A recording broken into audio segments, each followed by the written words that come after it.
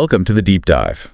Today we're diving head first, really, into the Indo-Pacific. It's a complex area, and we want to focus specifically on India's changing role, especially with all the geopolitical competition heating up. Exactly. Think of this as your focus briefing. We're aiming to cut through the noise, give you the core insights, and maybe even some surprising facts about India's strategy here. Yeah, get right to the heart of it. Yeah. And to do that, we've got some great source material lined up. We do. We're drawing heavily on a paper from the Carnegie Endowment for International Peace. It's called India in the Indo-Pacific, New Delhi's Theater of Opportunity. Very insightful. Okay. Plus, there's an article focusing specifically on India's Quad strategy and some really interesting points from the Strategic Vanguard podcast talking about the naval side of things. Great. So the mission for this deep dive essentially is to get a clear picture of how India is navigating this incredibly complex Indo-Pacific region. Mm-hmm. We'll look at how they're balancing their ambitions, which are significant with real-world resource limits. Right, the practicalities. And crucially, how they're responding to this shifting security picture, especially with China's growing influence. Okay, let's get into it. Right. So, starting point. India's view of the Indo-Pacific. It seems like it wasn't always super clearly defined at first. Mm-hmm. A bit hesitant, maybe. That's a really good observation. There was definitely an initial caution as others like, Australia, Japan, the U.S. started laying out their visions. India held back a bit. Why was that? Well, look, there was a real concern, I think, in New Delhi about being perceived as just jumping onto a Western bandwagon aimed at containing China. Right. That classic balancing act for India. Yeah. Wanting to respond to China, but also maintain that independent foreign policy. Exactly. Walking that tightrope. They didn't want to undermine their long-held strategic autonomy. It's core to their thinking. So it was a delicate dance initially, but then things started to shift. I remember hearing Prime Minister Modi's speech mentioned as quite pivotal. Absolutely. His 2018 speech at the Shangri-La Dialogue, that was a real turning point. It was where India really started to articulate its own vision for the Indo-Pacific. And what was distinct about it? Well, for one, the sheer scope, the geographic definition was huge. From the shores of Africa to that of the Americas. That was, quite a statement. Wow, that's incredibly broad, much wider than just the Indian Ocean. Much wider, and it signaled India's intention to play a much bigger role, perhaps, than some had anticipated. And the vision wasn't just geographic, right? It was about the kind of order they wanted to see. Precisely. The emphasis was very much on a free, open, and crucially inclusive order. Inclusive, okay. Yeah, and grounded in international law, dialogue, established rules, customs, norms, the whole package. Which sounds like a clear contrast to, unilateral actions that might disregard those norms. Implicitly, yes. It positioned India as a champion for stability and predictability in the region. Okay, and this talk of rules and norms inevitably brings us to, the elephant in the room, China's growing influence, even right in India's backyard. You can't really discuss India's Indo-Pacific strategy without addressing China's impact. Their increasing economic, political, and military footprint across the region has fundamentally reshaped India's strategic thinking. And the Belt and Road Initiative, the BRI, that must have been a huge factor. Oh, absolutely. The BRI has been a major catalyst. While presented as connectivity, India had and still has pretty significant reservations. Like what, specifically? Well, concerns about debt sustainability for countries taking on these massive loans, lack of transparency around the projects, too. Right. And then there's the China-Pakistan Economic Corridor, CPEC. That's a specific part of BRI that directly raises sovereignty issues for India because of the territory it passes through. Okay, so CPEC is a direct point of friction. But it wasn't just Pakistan, was it? China's influence popped up elsewhere nearby. Very much so. You look at developments in Sri Lanka, like the Hambantota port situation or things happening in the Maldives. These definitely raised alarm bells in New Delhi regarding security. I remember the news about Chinese submarines docking in Colombo a few years back. That must have been a wake-up call. A very clear signal, yes. It highlighted China's expanding maritime reach right into the Indian Ocean. It really forced India to perhaps reevaluate its earlier assumptions. It sounds like maybe, just maybe, India had been a little complacent about its immediate maritime neighborhood in the years after the Cold War. That's probably a fair assessment. I mean, the Indian Ocean was relatively less contested for a while, but the growing Chinese presence definitely spurred a renewed focus. Any concrete signs of that shift? Oh, yes. The creation of the dedicated Indian Ocean Region, or IOR division, within the Ministry of External Affairs back in 2016, that was a very tangible bureaucratic and strategic signal.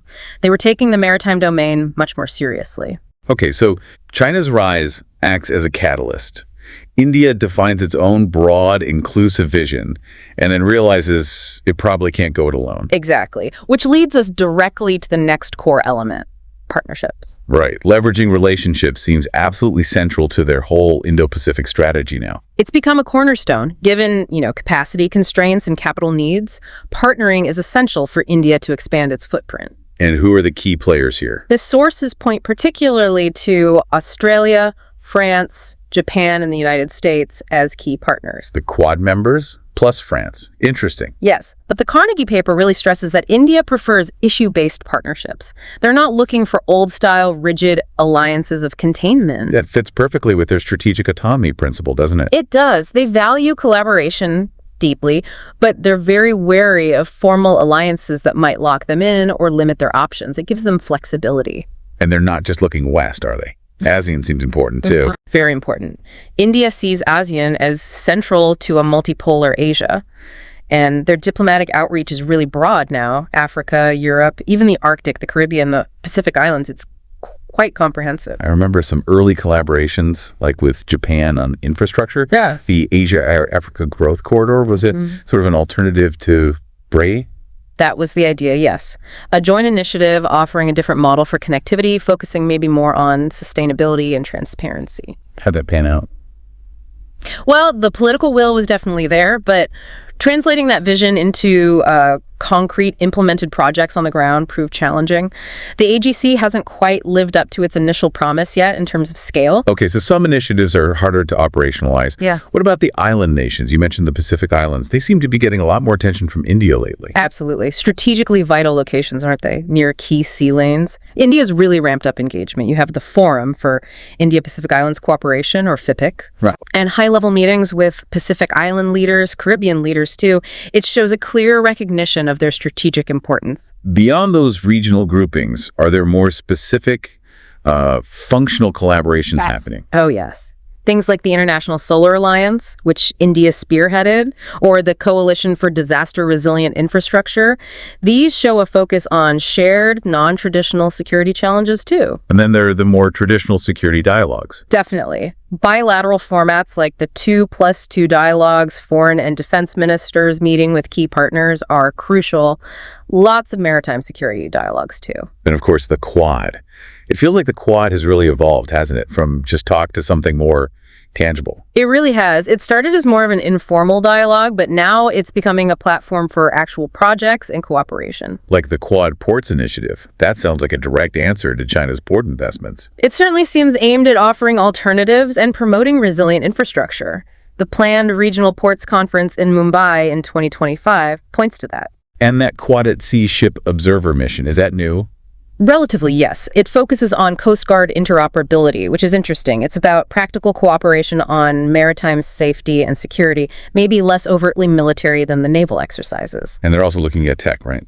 5G and undersea cables. Yes. The focus on Open RAN for secure 5G networks and the Partnership for Cable Connectivity and Resilience show the Quad's agenda is broadening beyond just defense. It's about critical infrastructure, too. Okay, let's pivot slightly to the military side, specifically India's strategy in the Indian Ocean. It seems the Navy is really front and center here. Absolutely. Given India's geography, that peninsula jutting out, the Indian Ocean is undeniably its primary theater. The Navy sees it as their main responsibility. And their big focus is Maritime Domain Awareness, MDA.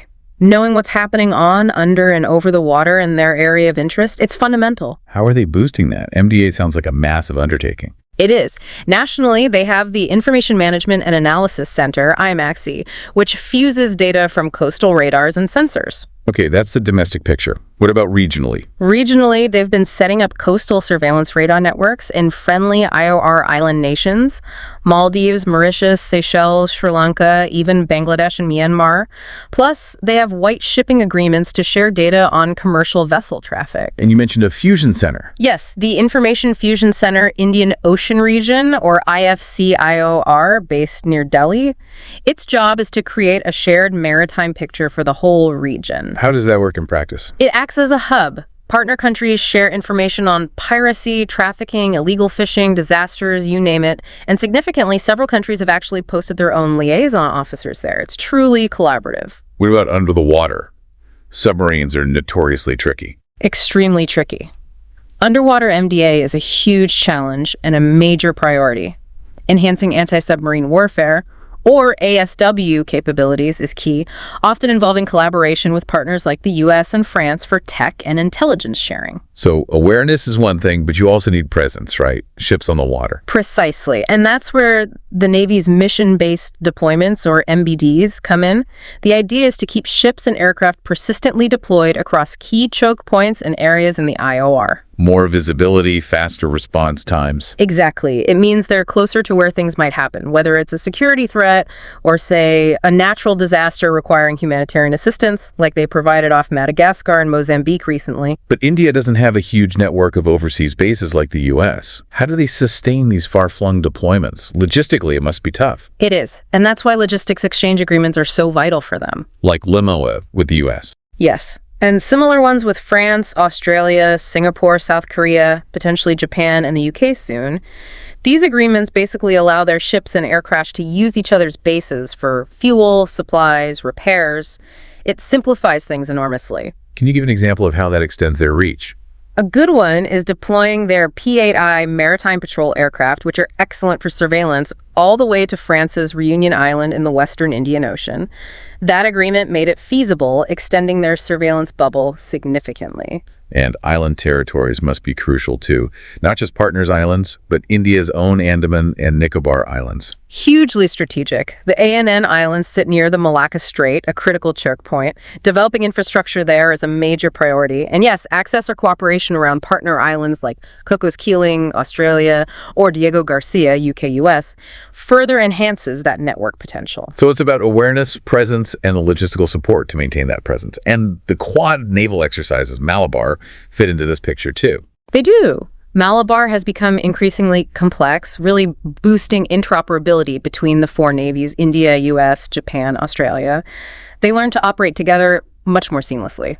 Okay, now that Strategic Vanguard podcast excerpt, you mentioned it, talked about a silent naval strategy for the Quad. What did they mean by that? It's an interesting framing. The argument was basically that while China's naval buildup is very visible and, frankly, quite loud, the Quad members, including India, are quietly building serious counter-capabilities and strategic alignment. Silently building. How so? Well, look at India commissioning its own aircraft carriers, like the INS Vikrant, modernizing its submarine fleet, significantly upgrading infrastructure in the Andaman and Nicobar Islands, increasing patrols near the Malacca Strait.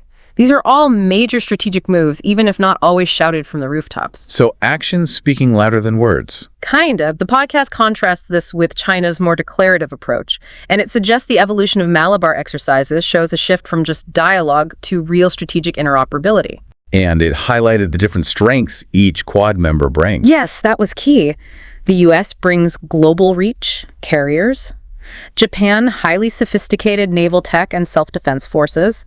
Australia, soon nuclear subs via AUKUS, plus its geography. And India, the geographic pivot, the sheer presence in the IOR, straddling key sea lanes. Complementary capabilities, then. Exactly. The idea is deterrence through this alignment, this interoperability, rather than a formal NATO-style military alliance, which, as we said, India is hesitant about. This suits their strategic autonomy. And the podcast really emphasized the Indo-Pacific as this vital, contested zone. Absolutely. Global trade routes, undersea communication cables, energy lifelines, so much critical infrastructure runs through there. Controlling or securing these sea lanes is essentially controlling the global economic artery. So the Quad's actions, like presence in the South China Sea, monitoring the Bay of Bengal, using those logistics agreements for access, it's building a sort of network. The podcast called it an emerging naval grid. Yeah. a web of presence, awareness, and logistical support that significantly enhances their collective ability to project power and ensure stability across the region. They also floated a thought experiment, didn't they? What if the Quad became a formal military alliance? They did, and it's thought-provoking. On the one hand, you'd potentially get, a unified command, maybe even greater access to cutting-edge systems, real-time operational integration. Sounds powerful. But the downside? The downside, particularly for India, would be the potential pressure on its strategic autonomy. Could it still balance relationships with countries like Russia?